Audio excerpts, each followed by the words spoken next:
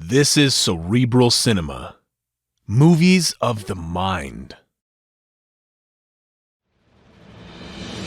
Cerebral Cinema and the WON Radio Network present to you Superwoman. Yes, Superwoman, the dynamic crime fighter. Superwoman, the champion of justice. Superwoman, who in truth is mild-mannered Chicago news reporter Emily Nesbacher.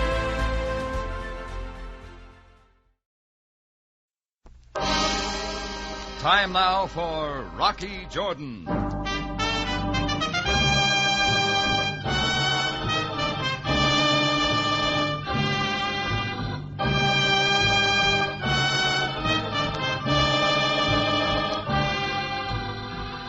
Not far from the Mosque Sultan Hassan in Cairo stands the Cafe Tambourine, run by Rocky Jordan. The Cafe Tambourine, crowded with forgotten men, alive with the babble of many languages. For this is Cairo, where modern adventure and intrigue unfold against a backdrop of antiquity. Tonight's story, Fall Guy.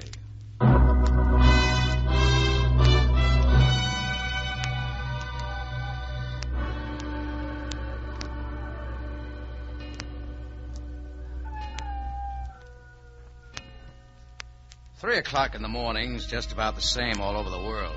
The streets and buildings and rooms and people are full of sleep. And even in Cairo, Egypt, you can't expect anything different. The whole town's packed with a kind of air that moves all around so you can't hear it, like a lady in a soft dress. I don't generally sit up and wait for 3 in the a.m., but last night was different. I was working on the books in my place above the tambourine when things got noisy.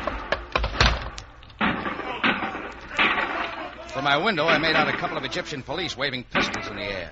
I didn't know what the show was about, but whoever they were shooting at figured to be the leading man. I didn't have time to pick him out because just then he picked me. Open up, Rocky. Rocky, it's me, Johnny Servey. Open up quick. Help me, Rocky. Help me, they're after me. Trying to shortchange somebody at the club, Johnny? This is serious. I'm in a spot. You can tell by the noise you ought to keep a curfew. They were shooting at me. They won't give me a chance to talk. It's that cop Greco. He's bucking for a promotion. I'm one more strike. All right, take it easy, Johnny. They're coming here. Help me, Rocky. I've always been a hard luck guy. Greco would kill me just for the fun of it. You know what he's like. He won't give me a chance. Nobody will give Johnny Servey a chance. Rocky, please, we're old pals, you and me. You give me a chance, please, Rocky, huh? Okay, Johnny. Thanks. I haven't got time to hear your story now, Johnny. But if this is a wrong thing, I'll break you like they never could. I wouldn't get you in any trouble, Rocky, honest. I'll tell you everything just the way it happened. Open it there. Open up. It's Greco. All right, in the closet there. Close the door and don't breathe. Yeah, Rocky, I got you. Open up again. It's the police. All right. Ah, you look hot, Greco. The stairs too much for you? I am looking for a friend of yours, Mr. Jordan. He came in here. Huh? Which one? Johnny Servey. And I will take him dead or alive. It doesn't matter to me. Now step aside. You got a warrant, Greco? I don't need one with you. Tonight you do. You will please step out of the doorway. I'm coming in. You're too shovey even for a policeman. But I am a policeman, and I want Servey any way I can get Back him. to your beat, Greco. One moment. Rocky Jordan might have been shot accidentally in the line of fire. If you make out the report, is that what it'd say? That is exactly what it would say. Do I come in, Mr. Jordan? I don't argue with a police special. Sure, come on in. Greco! Better tuck it away, Greco. Sam still runs the department his way. Well, Greco, so we've lost him, eh? No, Captain Sabaya. He is hiding here in Mr. Jones' cafe. Hiya, Sam. Everybody gunning around tonight? Jordan, are you hiding this man? We know he is a friend of yours. Oh, you got a lot of friends. Have Sam. you seen Johnny Servey tonight? Jordan, an important diplomatic official was robbed at the International Club tonight. The charge is against your friend Servey. It is a serious situation which might bring about complication. Now, Jordan, is this man here with you? I can make him answer that question, Captain. Greco, we represent the law. We do not violate it. You ought to remind him more often, Sam. He forgets easy. Within the hour, I will have a warrant issued to search these premises, Jordan. For your sake, as a guest of the Egyptian government, I hope we do not find Johnny Servey here. I hope so, too. All right, Greco. You mean we are not going to search this place now? We will do everything the law enables us to do. Jordan. Yeah? Friendship is a most admirable attainment. It is the single proof that men are no longer barbarians. Sometimes, however, it is taken advantage of. And then it is a sin against civilization. Good night, Sam. Good night, Jordan. I heard their story, Johnny. Hope you write a better one. You covered for me swell. Come on, give it to me. Give it to me. All right. You know, I rake in the chips for Ed Solomon at the International Club. Yeah? Well, tonight a guy from one of the embassies takes the plunge, loses more than he's got with him. He leaves his briefcase for security.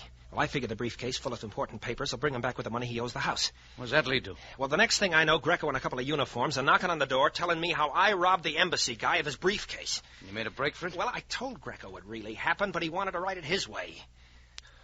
It'd look good, him hauling me in. Even better if I came dead. People talk in places besides Cairo with an embassy guy in the deal. Greco'd get a promotion, and I'm his water boy. Hey, you did real good, Johnny. What happens now?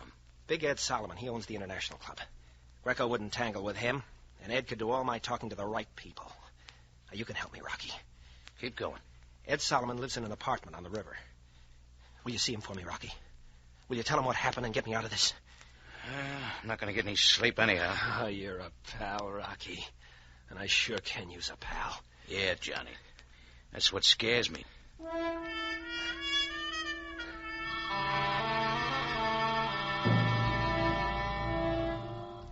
I made sure none of Sabaya's boys were hanging around. Then I hustled Johnny Serby into a cab and dropped him off at a friend of mine's laundry shop. I didn't figure Sam or Greco would go through somebody's dirty burnouses looking for him. Then I headed over to the Nile Street apartment house where Big Ed Solomon lived. It turned out to be one of those chunks of white granite and copper window frames that makes Cairo, Egypt look like a suburb of Michigan Boulevard. Inside, you know, it took a lot of British pounds and American dollars to keep the place up. I waded over a carpet that dragged on me like a Florida swamp and finally found a door marked Mr. and Mrs. Edward Solomon. I figured £500 a year for a good lease. She was pretty. Black hair and green eyes. 24, maybe. But she could have looked 16. Yes? Oh, I hate to bother you this time of morning, but it's very important. I've got to see Ed Solomon. Who's calling? Rocky Jordan. Oh, come in, Mr. Jordan. I'm Connie Solomon, Ed's wife. Yeah? Perhaps I can help you. I'm doing this for a friend, Johnny Serby. He's in trouble, and Big Ed can help him. I understand. Well, I'm sorry my husband's not here, Mr. Jordan. I've been sitting up waiting for him. I haven't seen Ed for 5 days. Oh? I've heard of you, Mr. Jordan. You run a cafe here in Cairo. You're an American like myself. Let's get back to your husband. Where is he? I don't know. I'd like to see him, too. The world's full of people who want to see him. What's your story? I used to sing. 3 years ago, I was stranded at the Shepherd Hotel. One day, a big man came in and heard me and sent me flowers after the show. That'd be Big Ed. And after that, he kept coming in, and, well, I began going out with him, and when he asked me to marry him, I married him. And I didn't ask him what he did for a living or how he spent his time. Oh, he was good to me, and he's always been good to me. And, well, now he's gone. You sound like he's gone for good. We've never been parted more than 5 hours since our marriage. He's given me everything. He's done everything for me. You never ask questions? Never. You want him, Mr. Jordan, and I want him. You know where to look and who to ask. Oh, find him for me, please. Yeah, from pictures I've seen of Big Ed Solomon, he'd be a pretty hard man to lose. Rocky, I'm scared. A partner of his, a man named Axman, was here last Monday night. That was the night Ed left and never came back. Axman? Mm-hmm. He's new to me.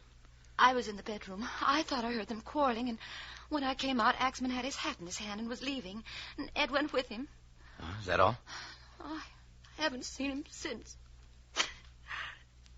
Do you think anything's happened to him? Do you think he's all right? I think you ought to try the truth. What? All the pictures I've seen of Big Ed Solomon were of a big man with a pipe in his face. I don't see any pipe racks around here, but I see where they might have been. Why, and if I went to the closet, I bet I wouldn't find any of Ed's clothes. What'd you and Ed argue about? The same things we've been arguing about for 3 years. He drinks too much and he plays the horses too much. And besides, he hit me. That's better. So I finally got fed up and I told him to get out. Only now you want him back? Long enough to serve him with some divorce papers and get a property settlement. Thought it'd be something like that. But about Axman, I wasn't lying. He hates Ed, even if they are partners. It's something from the old days. Well, Axman walked in when Ed and me was having our knockdown.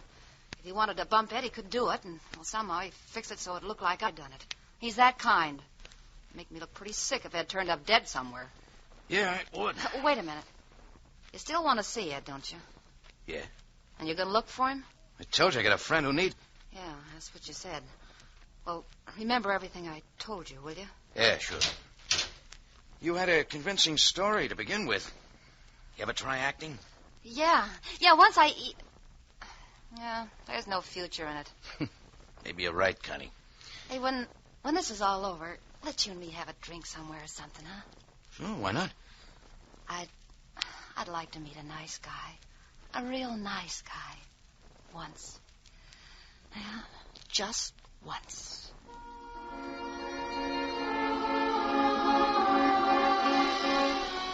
Oh, when I left your place, the morning sun already had the hangover crowd on the ropes. And it looked like a pretty busy day for me. I'd covered for Johnny Servey, and the only way I could square myself was to find Ed Solomon and clear things up. So I started looking. I ran up a tab at 5 different places asking questions. Everybody talked, but nobody said anything. That is, until I ran into Sam Sabaya at the Courtney Club.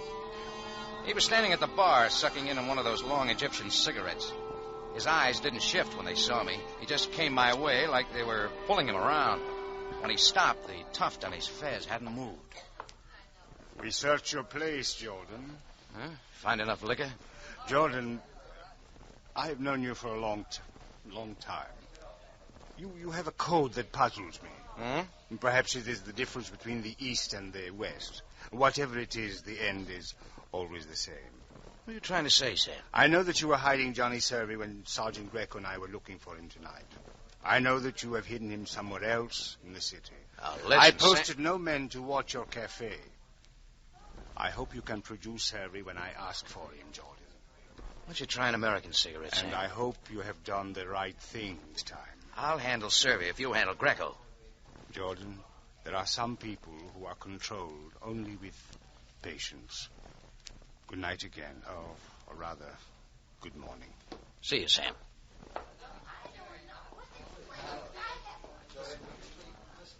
Mr. Jordan. Mr. Jordan. What? Where'd you come from, Buster? Oh, no, Buster. I'm Jeannie. I've been searching for you, Effendi. I have some information. I've already got plenty of that.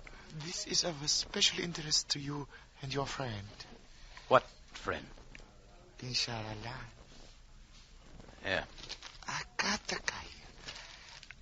Effendi, Mr. Edward Solomon is a man of peculiar habits. I do not understand them. Come on, Jeannie, let's have it.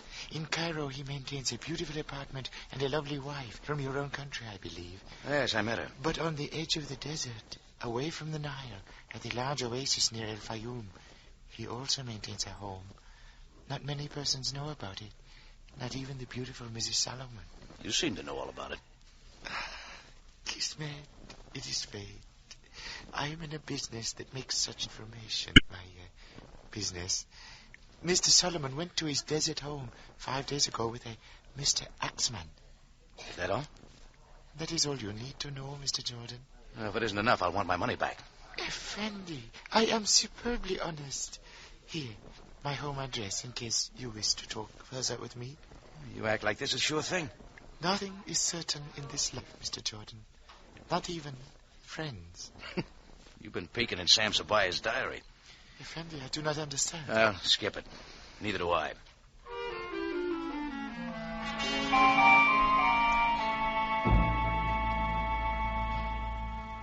When I left the little guy with all the information, nothing looked right.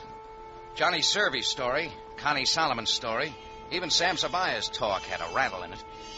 But no matter what Sam said at the bar, he was making a deal with me. He meant to have Servey. That meant I had to find Ed Solomon. So I got my car and drove up to El Fayoum. The place looked tired and old, like it was 1,000,000 years away from Cairo. The only thing new about it was a petrol station serving it up out of big 5-gallon tins. The guy in the white pants and shirt didn't bother about a hat. I guess he liked the sun. Hey, George. Assalamu. Alaikum. Assalamu. Save it, pal. I never use it. You come from here, but somebody taught you a different alphabet. I had the Swami trick in the carny once. Lousy racket. Yeah? What do you do now? Pull gas out of them tins. You want some? Those look like quartermaster marks. What difference does it make? Need gas to get back where you came from. All right, you got gasoline. What about coke? Try inside. The girl will take care of you. Oh, thanks. Don't mention it, Jordan. Did you say Jordan? I don't know. Did I?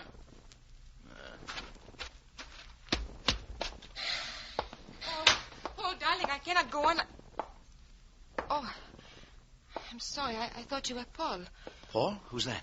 Paul Carew. This is his place. Oh, yes, I just met him. Nice fella. He said I could find a coke in here. Oh, yes, of course.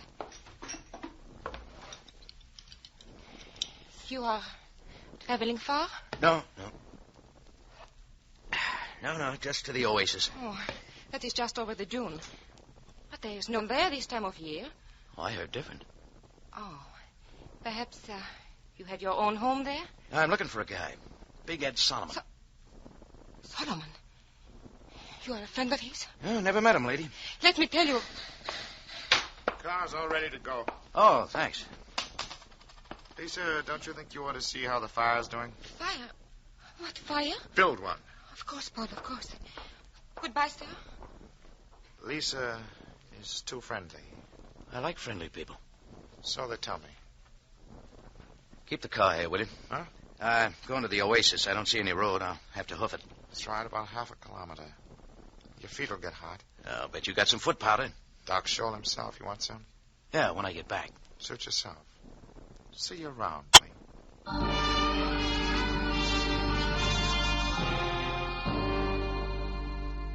Big Ed Solomon's house was there, all right.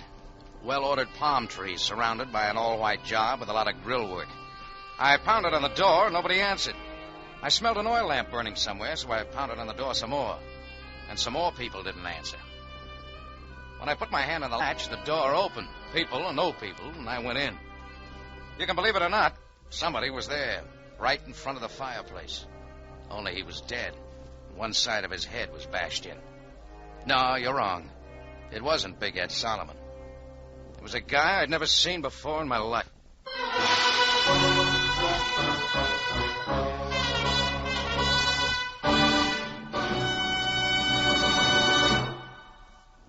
You are listening to Fall Guy, tonight's adventure with Rocky Jordan. For the most exciting mystery, turn first to CBS. There, your mystery programs will be full of the thrills you enjoy, full of the surprises which keep you absorbed in the story until the final climax. On Tuesday night, CBS, at 8:30, turn to a full hour of top mystery. Mr. and Mrs. North first, then Mystery Theater. Two unusual programs, a full hour voyage into the chilling realm of crime and punishment. Beginning at 8:30 on Tuesday night, CBS.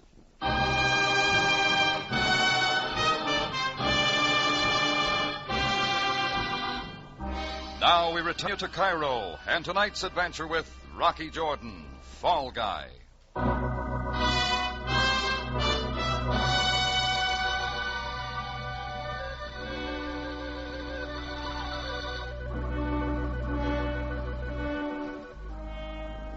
Sometimes you don't know just why you do things. Anyhow, when the police came looking for my friend Johnny Servey, I covered for him. Things like that don't exactly set with the law, so I had to find Johnny's boss and try to clear him. So I started out hunting Big Ed Solomon. All I found was a dead man I'd never seen before.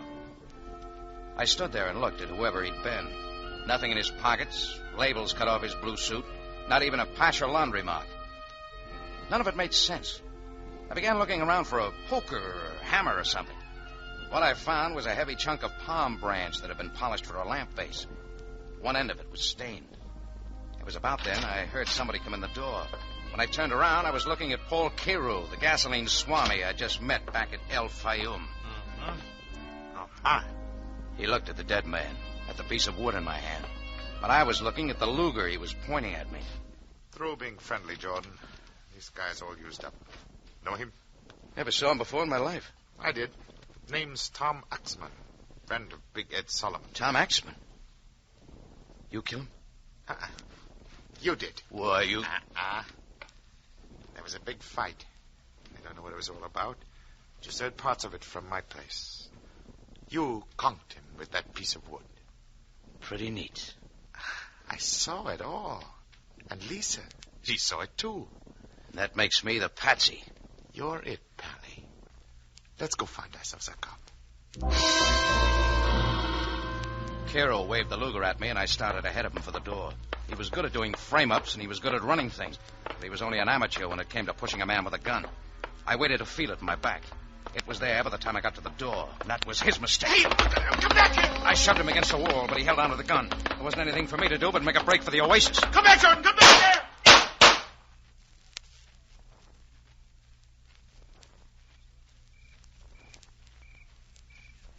All the rest of that day, it went on in the Oasis.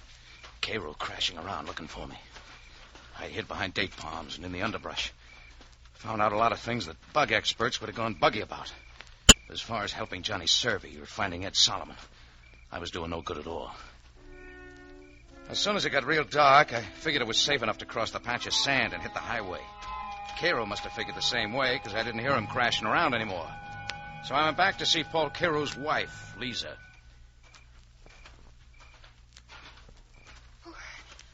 Who is it? Who is there? Easy, baby. It's me. Oh, Mr. Jordan, it is you. Paul is looking everywhere for you. He says you killed a man, Tom Exman, over in Mr. Solomon's home. Yeah, that's what he's saying. But you did not kill him. I know that. Yeah? You must leave here right away. Your life is not safe. The way you're talking, neither is yours. I came here with Paul 2 weeks ago, and everything that has happened has been strange. Especially the disappearance of Mr. Solomon. Hey, what about him? Have you seen him? A few nights ago, he came here with Mr. Exman. They had been drinking, and they were arguing when they went over to the cabin. Oh, I've heard that before. What else? I've not seen them since. But Paul has Mr. Solomon tied up in one of the cabins. He's been taking food to him. Then who killed Axman? I'm afraid it was Paul. You've only got some of it. We better get to Cairo and see Sabaya. Your husband has my keys? Yes. Solomon's car here? Yes, and the keys are in it. Where's the car? In back. Come on. Of course, this will mean the end of everything between Paul and myself. Oh, he doesn't strike me as good husband material. Love is a strange emotion, Mr. Jordan. It makes what is wrong very right. Can't put that on a police blotter. Yes, I know too well. I don't know whether I should go back to Cairo with you or not. Lady, all he'll give you is a lot of grief, you know that. But I love him. Come on, get in. It was Cairo off in the dock somewhere, shooting at anything that moved. Lisa fell off the running board. I scrambled down, but when I got one look at her face, I knew she couldn't use any help. So I shoved the car into gear and burned tires straight for the road to Cairo.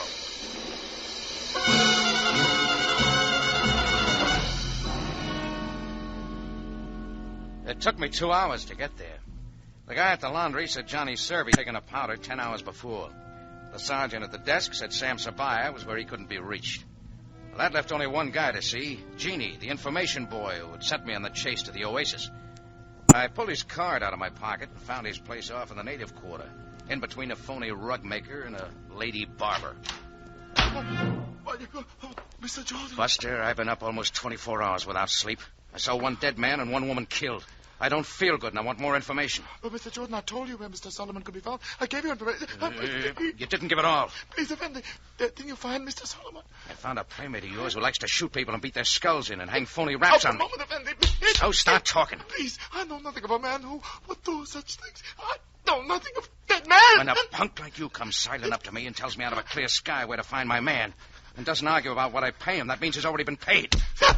And they only pay you for working. You know, I am above reproach, Mr. Jordan. I would never become involved in a killing or murder. Yes. No. Who paid you to send me up to El Fayoum? Who paid you to frame me with a murder? It was me, Rocky. I didn't tell him, Mr. Servey. I didn't tell him. Shut up. That 38 makes you a foot taller, Johnny. Easy, Rocky, easy. I'll use it right here if I have to. I think you would. Paul Cairo phones me from El Fayoum. Said you lammed out twice. You're awful tough, Rocky. Too tough to call a friend. Here, take this and buy yourself a new fez, Uni. And forget you ever saw Jordan. Oh, yes, Mr. Servey. Yes, sir. All right, Rocky, let's get going. Long drive ahead of us. I'll be able to drive it blindfolded someday. Someday. I'm still the fall guy?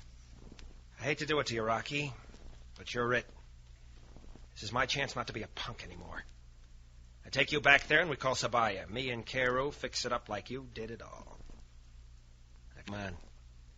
Cairo will be getting anxious.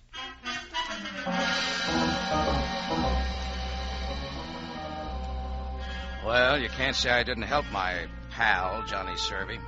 You can't say I didn't find my man. Even if he was sitting in that same cabin with a couple of corpses on the floor. Big Ed Solomon needed his shave, but his face was a funny color.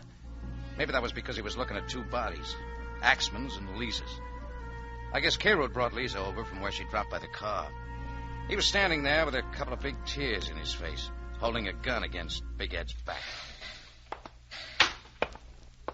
Johnny, I thought you'd never get here. Come on, let's get this over with. I'm sorry about Lisa. Never mind. Never mind about her now. Let's get this finished. Don't be nervous, Cairo. Meet Rocky Jordan, Ed.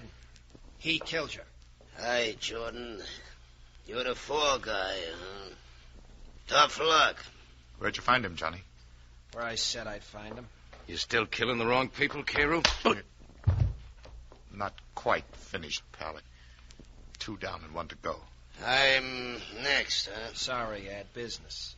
The bill of sale's all signed. Me and Cairo will take over the International Club where you and Axman left off. Yeah, that's good enough reason. Hey, Jordan, we gonna let him rub me out and then pin all this on you?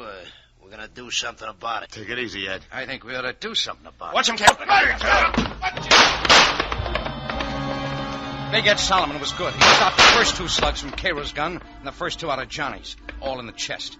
By that time, I'd gotten hold of a poker and brought it into Cairo's face. He looked sick in a big way and went down without a word. When I looked around, Big Ed had twisted the gun from Johnny's hand. I think he was already dead when he pulled the trigger. No, Ed! No!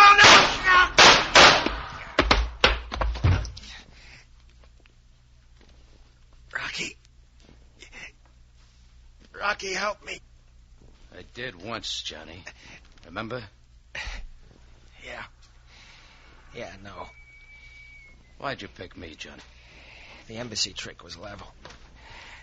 I got the idea a couple of days ago. Figured I could get you looking for Big Ed. You set it up with Cairo. Well, Rocky, you aren't a patsy anymore. No, Jordan. You are not a patsy anymore. Cops and everything. Aye, Captain. Guess I didn't work it so well. You were wrong when you first started, Servy. Yeah. Nothing I ever did ever worked out. Hard luck guy. Rocky. Yeah? Rocky, you were a good guy. I guess I was. Oh, you just played in the wrong team, Johnny. You never were.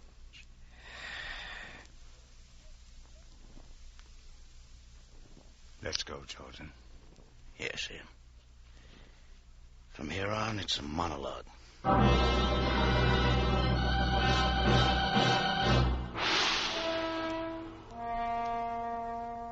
Well, Sam and I picked up the pieces later on. It was like Johnny said. The embassy thing that night was true enough. Greco wanted Johnny bad. But Johnny got ideas and figured me for the patsy in his deal with Cairo. He had the guy tip me off to where Big Ed was, and Cairo put Big Ed under lock and key, killed Axman, and waited for me. You know how it happened from there on out. Lisa got in the way, I got in the way, and Johnny got in the way. Sam looked sad when it was all over. Maybe I did, too. You go out on a limb for a pal. Next thing you know, somebody's chopping down the tree.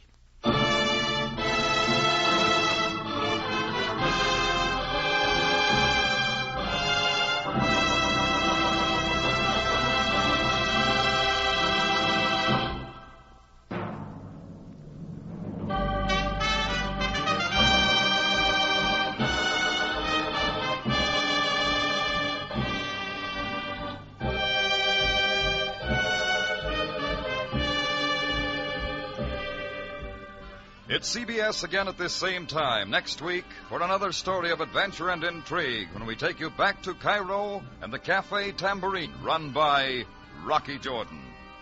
Jack Moyles plays the title role, with tonight's story by E. Jack Newman, edited by Larry Roman and Gomer Cool. Rocky Jordan is produced and directed by Cliff Howell, with original music by Richard Arant.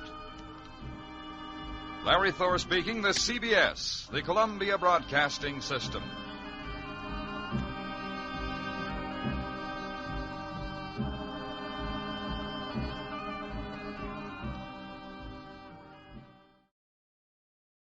Cerebral Cinema hopes you have enjoyed this movie of the mind.